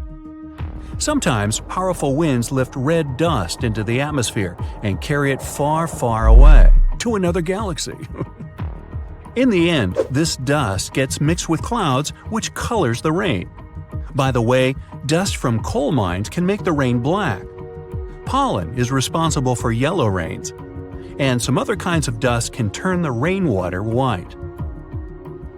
In Australia, it sometimes rains spiders. That's because these creatures can balloon. That's a highly unusual way of traveling. A spider climbs to the very top of a tall tree or shrub, and then it spins several strands of silk. These strands help the spider to be carried away by the wind. It's not easy to spot ballooning, but sometimes, if the weather is especially damp and unpleasant, mass ballooning happens, and then you can't help but pay attention. Millions of spiders set off on a journey to find another place with better conditions. It may seem like it's snowing outside, but no, those are spiders drifting down to the ground. You're dozing off in your window seat on a plane. It's getting dark since it's almost 11 p.m. Suddenly, something wakes you up. You glance out of the window and see a really strange phenomenon. Something that creeps you out. There are bright red, huge flashes illuminating the sky at a distance. They resemble some nightmarish jellyfish. Those are sprites, also called red sprites due to their color. They're also known as cloud-to-space lightning. These varied visual shapes flickering in the night sky are large-scale electric discharges, which is a clever word for a lightning strike.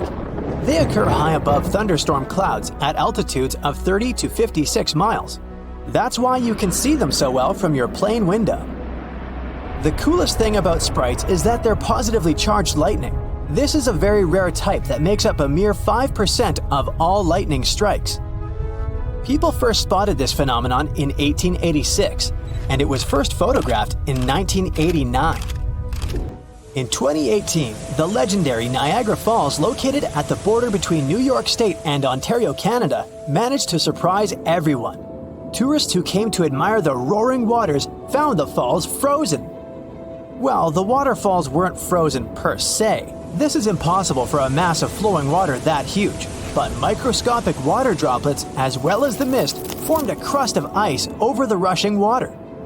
It created an illusion that Niagara Falls was frozen all over. In reality, the water kept flowing beneath the ice. Imagine ponds filled with ice-cold water and covered with ice. Easy, huh? And now picture dozens of alligator snouts that are poking out of the ponds, still and frozen in ice. That's what you'd seen if you had visited the swamps of North Carolina at the beginning of 2018. Despite this terrifying picture, the animals were very much alive. That was a very special crocodile way to survive abnormally cold weather. Since their nostrils were above water, the animals could breathe. Meanwhile, their bodies were in a hibernation-like state. It allowed the animals to conserve energy and stay warm. In the winter of 2018, the inhabitants of the Sahara Desert, one of the driest and hottest places on the planet, woke up to discover a thick layer of snow covering the sand. In some places, its depth reached a staggering 15 inches. Meteorologists had an explanation for this exciting phenomenon. They said that cold pools of air combined with the precipitation of the most recent storm resulted in snowfall instead of rain. It happened in June 2009. People in some areas in Japan left their homes after a heavy downpour, only to find fish, frogs, and tadpoles everywhere. Fields, roads, lawns, and house roofs were littered with these creatures. One man even found 13 carp on and around his truck. No one knows for sure where this bizarre rain came from, but the most popular theory is that a powerful water spout picked up the animals. Then it carried them through the upper atmosphere and dropped them on the unsuspecting people below. In Australia, it sometimes rains spiders. That's because these creatures can balloon. It's a highly unusual way of traveling. A spider climbs to the very top of a tall tree or shrub, and then it spins several strands of silk, which then help the spider to be carried away by the wind. It's not easy to spot ballooning spiders, but sometimes when the weather is especially damp and unpleasant, mass ballooning occurs. Millions of spiders set off on a journey to find another place with better conditions. It may look as if it's snowing outside, but no. Those are spiders drifting down to the ground. The world's longest lightning storms happen in Venezuela and can last for 9 hours per day. The heart of the storm is over Lake Maracaibo, and the clouds tower way higher than your regular thunderstorm clouds. This natural phenomenon, also known as Catatumbo lightning, occurs during 140 to 160 nights a year and can produce up to 28 lightning strikes per minute. You've probably heard how they say that lightning doesn't strike twice in the same place. Well, Catatumbo lightning seems not to know about this rule. At least, it doesn't prevent storm clouds from gathering in the very same place year after year. Volcanic tornadoes are possibly one of the most terrifying natural phenomena. When a volcano erupts, it spews red-hot rock and ash high into the atmosphere. And solid lava pieces and hot gases travel down the volcano's slope. When this flow is moving down, some of the trapped gases begin to rise and spin at the same time. They get squeezed by the surrounding air, which makes them spin faster and faster. That's how a volcanic tornado gets born. Luckily, this phenomenon has a very short lifespan. Even though the island of Newfoundland in Canada can't be called the warmest place on Earth, it's still not that cold. But imagine having to shovel snow in front of your house just several days before your summer vacation. Well, that's exactly what happened on the island in June 2018. A cold storm that came from the coast of Newfoundland covered several regions of the islands with a 2-inch layer of snow. On top of that, the temperature broke all the records as well. During a Newfoundland summer, it's about 66 degrees on average, and 90 degrees on a very hot day. But that infamous June impressed people with only 37 degrees Fahrenheit in the morning. Brrr! Morning glory clouds are extremely rare. They look like massive tubes stretching across the sky. They can snake for more than 600 miles, sitting relatively low. Most researchers agree that these clouds appear when an updraft squeezes through the cloud. This creates the signature rolling appearance. The cool air at the back of the cloud makes it sink downward. The best but not the only place to see the morning glory is Australia's Gulf of Carpentaria. If you decide to travel there to see these clouds, choose a period from late September to early November. On March 19, 2018, the inhabitants of Alabama saw huge chunks of ice falling from the sky. It was the infamous hailstorm of Alabama which caused millions of dollars worth of damage. After the hailstorm, the place looked ruined. Broken shop windows, smashed car windshields, broken billboards, and holes in the roofs. But what made researchers really excited was a hailstone found near the town of Cullman, Alabama. This softball-sized monster was more than 5 inches across, setting a new state record. In 2012, the sky over Dorset, England, turned first ominously dark, then yellow.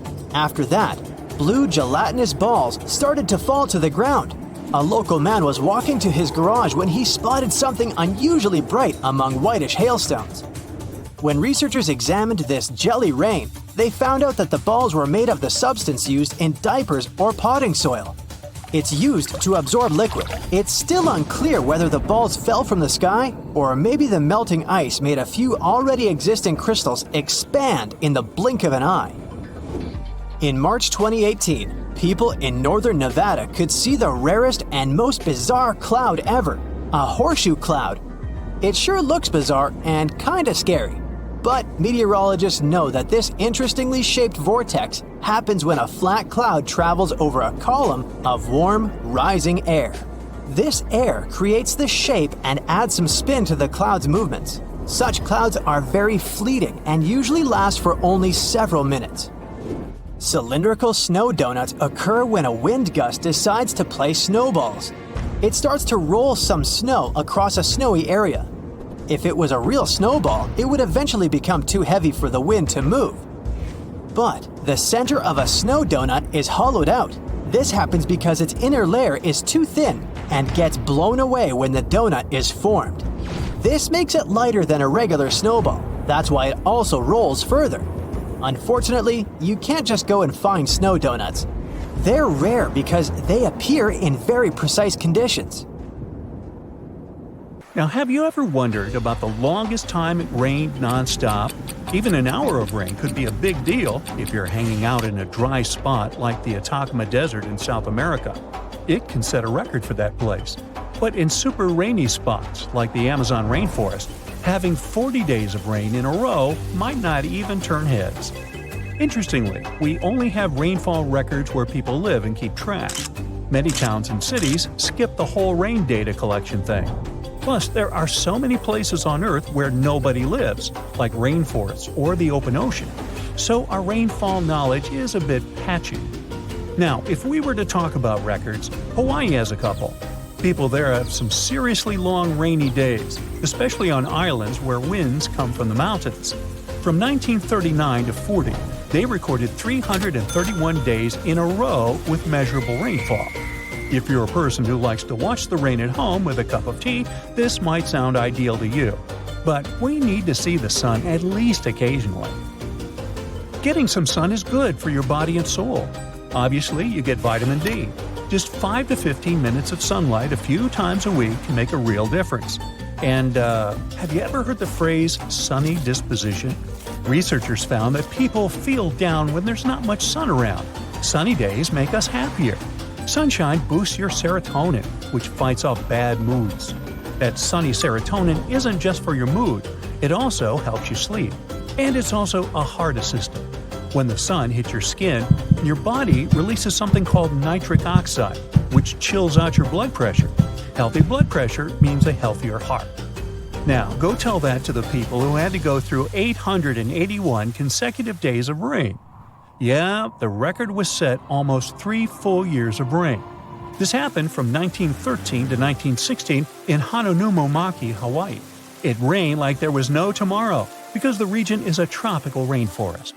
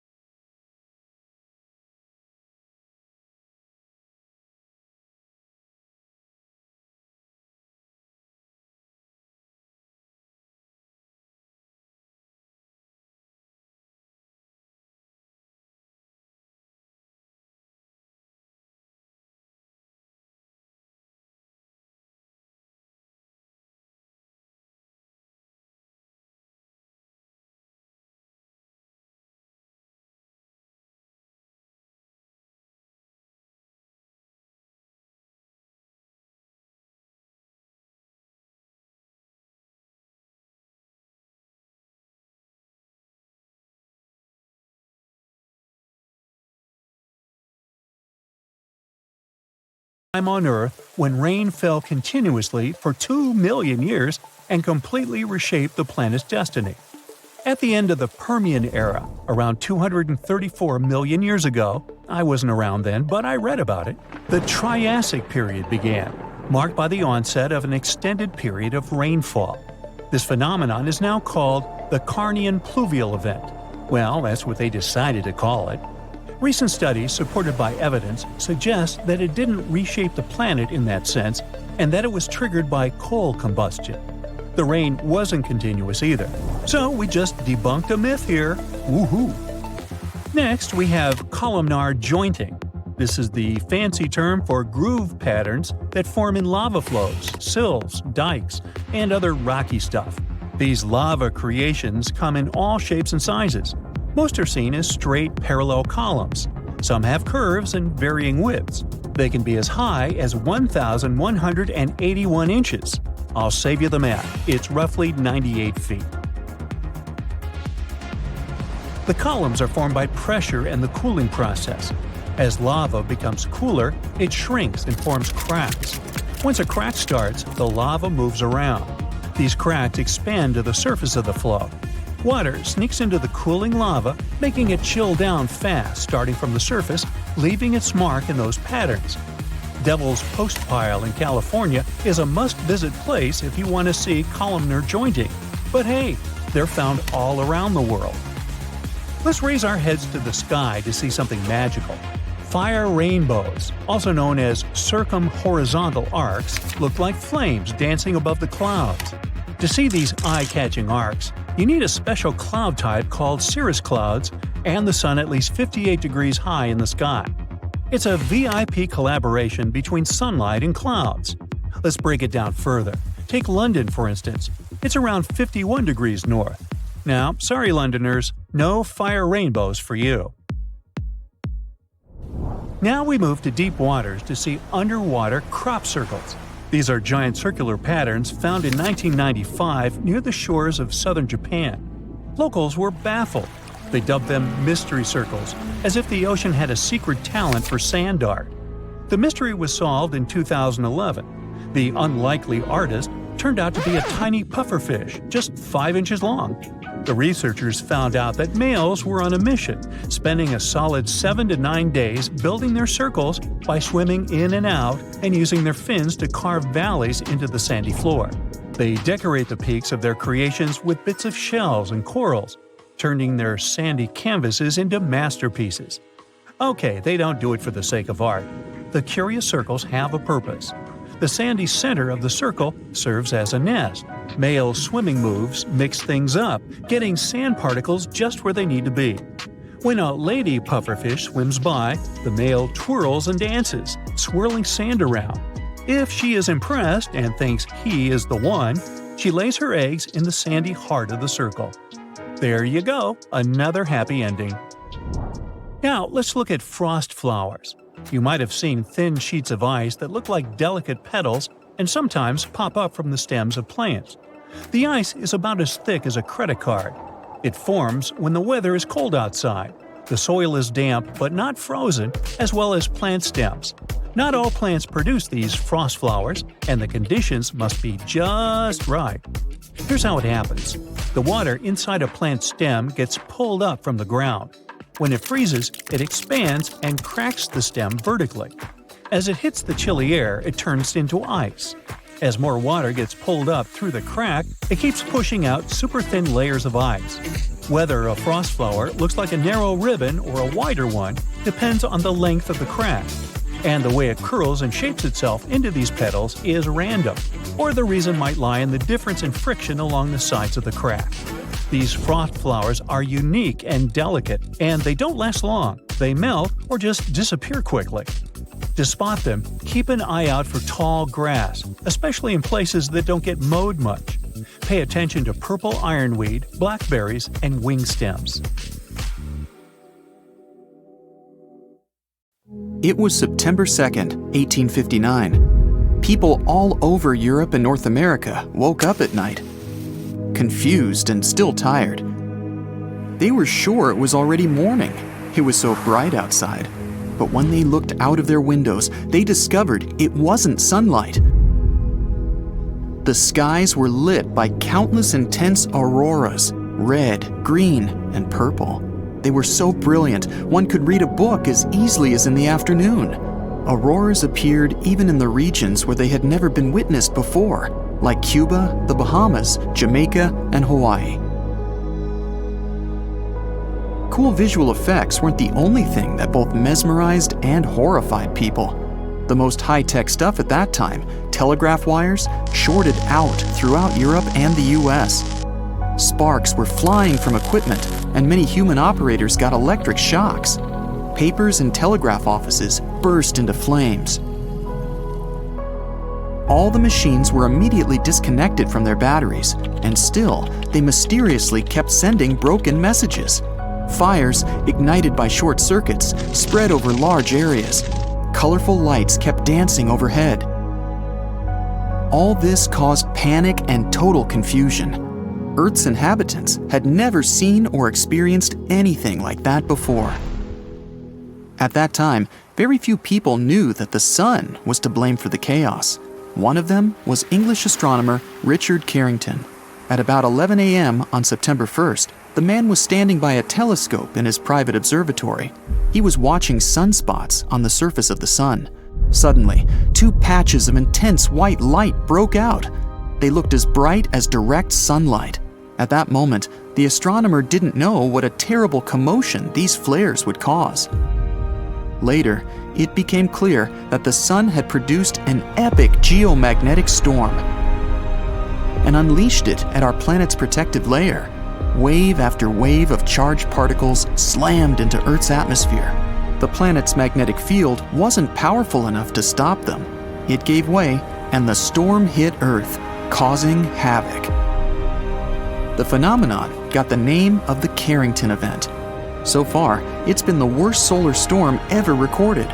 Good thing it happened when people didn't have advanced technologies and weren't that vulnerable to the sun's geomagnetic fury. The 1859 solar storm was 3 times more powerful than the one that happened on March 13, 1989. 3 days before it began, astronomers watched a massive eruption on the sun's surface.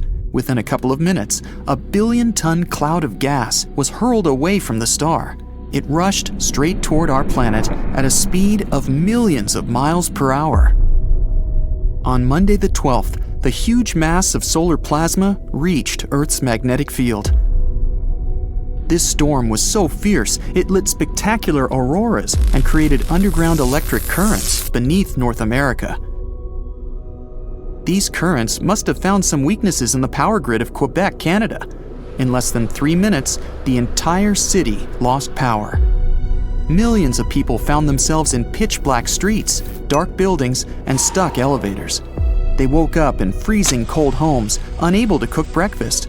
The following 12-hour blackout closed businesses, airports, and schools. The Montreal Metro was also shut.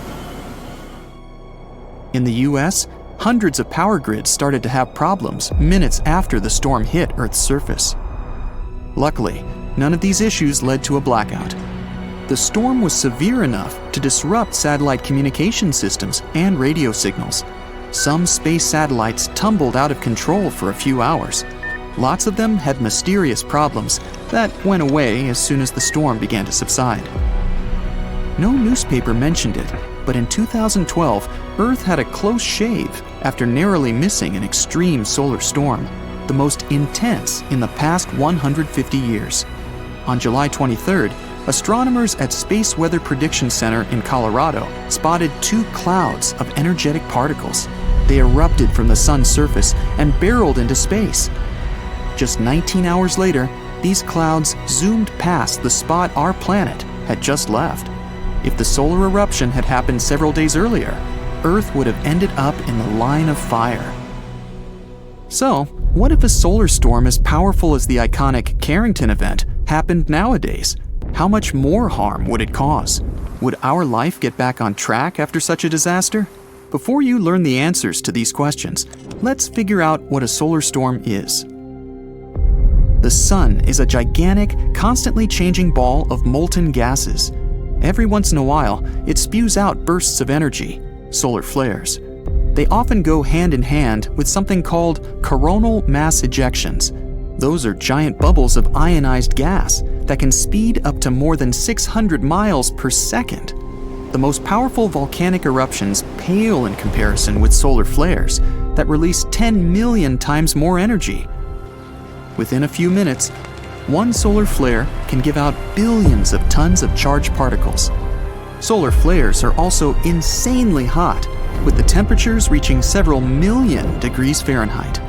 Astronomers believe that such bursts of solar radiation happen when the sun's magnetic field gets twisted in some regions. At one moment, all the pent-up energy is released. The star sends out light and particles, mostly electrons and protons. Most solar flares last for minutes, but some continue for hours. Scientists classify solar flares depending on how brightly they shine in X-rays. You aren't likely to notice the tiniest flares if you don't have special equipment. Medium solar flares lead to fleeting radio blackouts at the poles, but nothing too serious. It's X-class flares people should worry about. They cause the strongest and longest-lasting solar storms. When people think about danger coming from space, most of them imagine an approaching asteroid, like the one that wiped out the dinosaurs. But apparently, we should be much more worried about our good old sun. A super strong solar storm heading toward Earth won't happen at once. First, there will be high-energy sunlight, mostly ultraviolet rays and X-rays. They will ionize our planet's upper atmosphere and mess up radio communication. After that, a radiation storm will hit Earth. And finally, several days later, a colossal cloud of charged solar particles will reach our atmosphere. The particles will interact with the planet's magnetic field and wreak havoc all over the world. If an intense solar storm happened these days, it would start by disrupting GPS and knocking out satellites. If any astronauts were spacewalking at that moment, they would have a mere minutes after the first flash of light to find shelter. Their spacecraft would likely be properly shielded and safe enough. The main challenge would be to get inside in time. After that, the storm will proceed to interfere with satellite communications.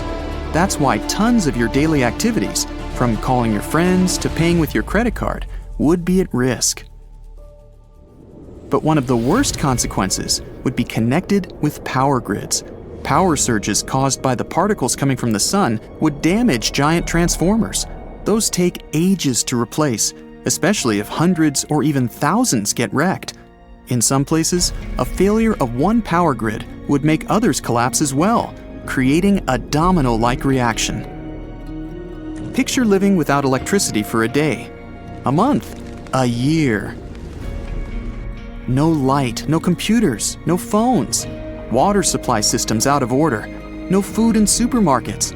Plus, without electricity, it would be next to impossible to reboot the already failed power grids.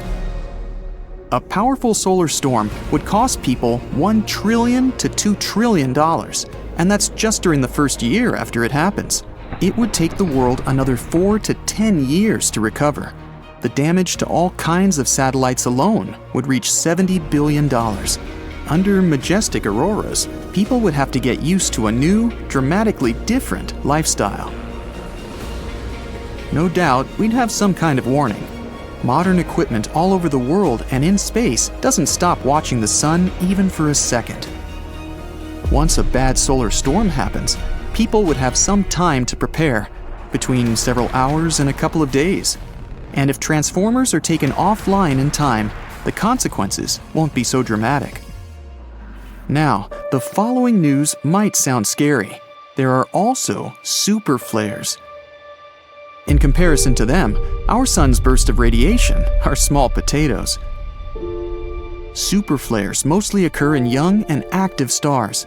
In 2016, astronomers saw such a phenomenon. A star 1,500 light-years away from Earth produced a flare that was 10 billion times more powerful than any of those that burst from our sun. It doesn't mean we're safe here on Earth. Even our middle-aged sun knows how to produce super flares, but while young stars can have them once a week or even more often, for the sun, it's once in a few thousand years. And still, if people don't figure out how to protect the planet, just one super flare can shred our ozone layer and wipe out life on Earth.